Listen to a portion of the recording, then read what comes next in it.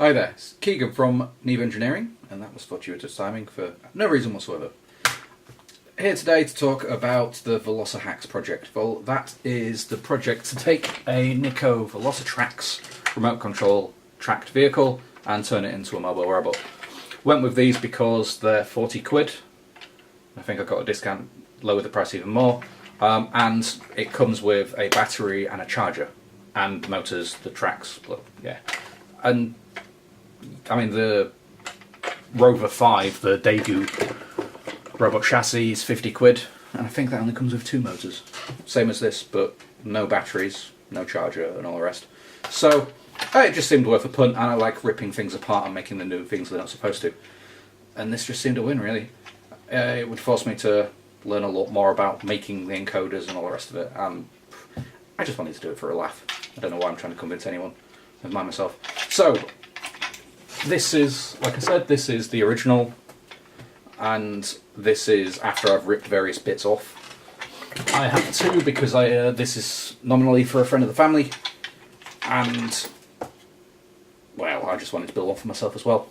Because, yeah, I thought it was like robots. This should not be a surprise to anyone. So, next steps.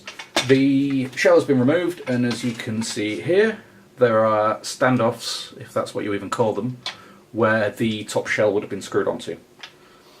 What I want to do is to 3D print some little extensions, if that's the right word, like little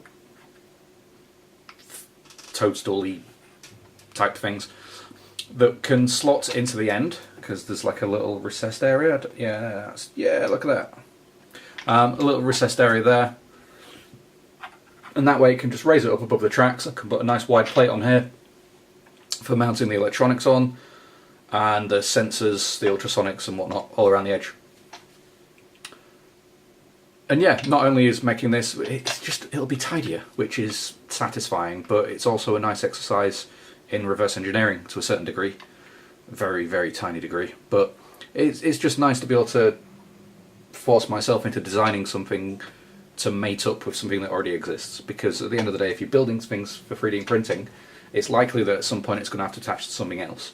So it's all well and good making an enclosure like this, which I didn't design, by the way. Look, I'm thingiverse. And there's a lid for it. This also mounts onto a 3D printer, onto the plate that exists. So we've got the recesses where it fits over, and then you screw through, and so on and so forth. So being able to design objects that mesh into other objects is key. So this is an incredibly simple bit of revision, almost. Not revision, a learning experience. But there's no exam. So it's not, oh, who cares? Anyway, waffle. So, there's 6 in total that I'll need of varying heights. There's 2 at the back, there's the 2 in the middle, and there are actually 2 holes up here, which is where the bumper screws through, and because the shell sloped down, they're a lot lower. I was trying to figure out how to measure these off the deck, and I had a set square, which, you know, obviously I thought, yeah, that's great, I'll just put it down and do that and measure across. And as I was looking over, I realised there's one of 2 materials that I like to have around, and I get lots of funny looks when I go to Yo Sushi with my friends, because I always grab a couple extra pairs of chopsticks. These are great. You can, I mean, it's just a useful material. I've actually recently fixed someone's umbrella with a pair of these and a lot of hot glue. The top snapped off. Just cut a little bit off here, poked it through, hot glue, job done. It's not load bearing anymore, but it wasn't to start with. That's why it broke. Useful, but more useful for this, cocktail sticks. So, what I did, they're all going to fall over the place, there. And I'll just whack it up here for now. Right, so what I did was simple, really. I just thought, well, these are nice and thin. The holes are slightly bigger than the size of these. I am that cool. Right, I just dropped them through, and then got a Sharpie. You know what a pen looks like. Got the Sharpie and drew a little line around it. So the 4 here are all the same length, all the same height off the deck, and the 2 at the front, unsurprisingly, they're a lot lower. So you can see the distance difference there. Badly focused because I'm not a very good videographer and my camera isn't psychic. So yeah, basically now all I need to do is measure the length of that and the length of that, and then I've got the heights of the deck.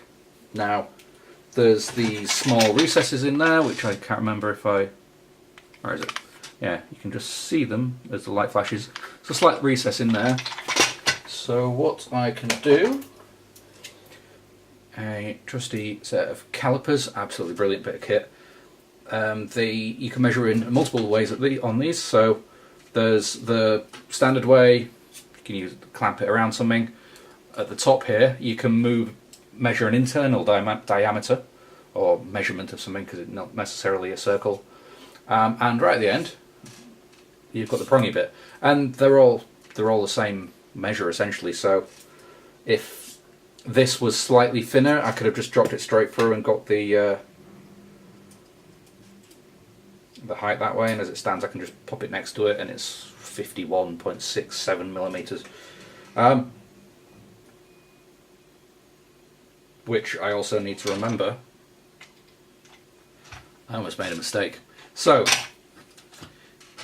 yay, these are all the same length off the deck,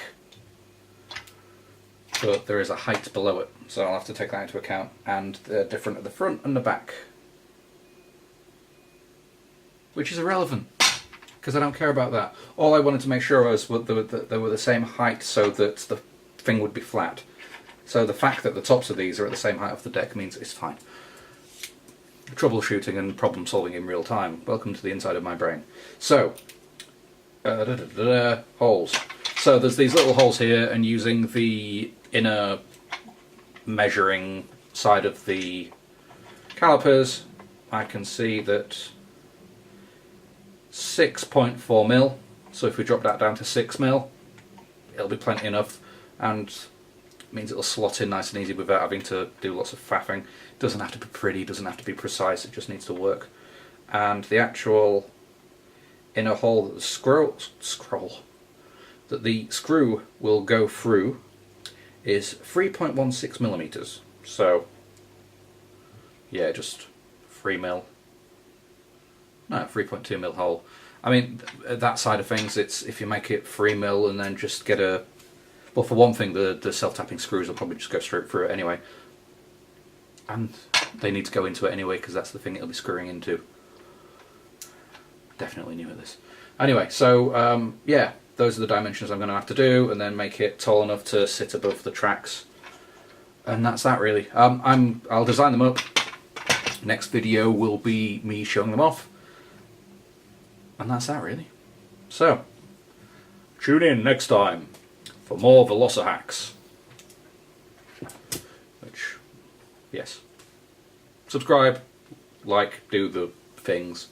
I don't really care. I'm just making this for myself, and it's I came to a realisation that it's easier to talk to a camera and pretend like I'm doing this for YouTube than it is just to sit here and talk to myself anyway. Which I mean, I do that all the time. It's why I think it's why I name everything. Like my cars are named, my computers are named. And yeah, it's just good to bounce ideas off. Look up rubber duck debugging, and that's probably the same sort of mentality. But yeah, so I'm going to do some designing and printing. Next video I'll get it all together. We'll get the plate on top as well, which, yeah, like I say, running hack space. I'll go there and cut something out. And yeah, we'll get this moving. Till next time.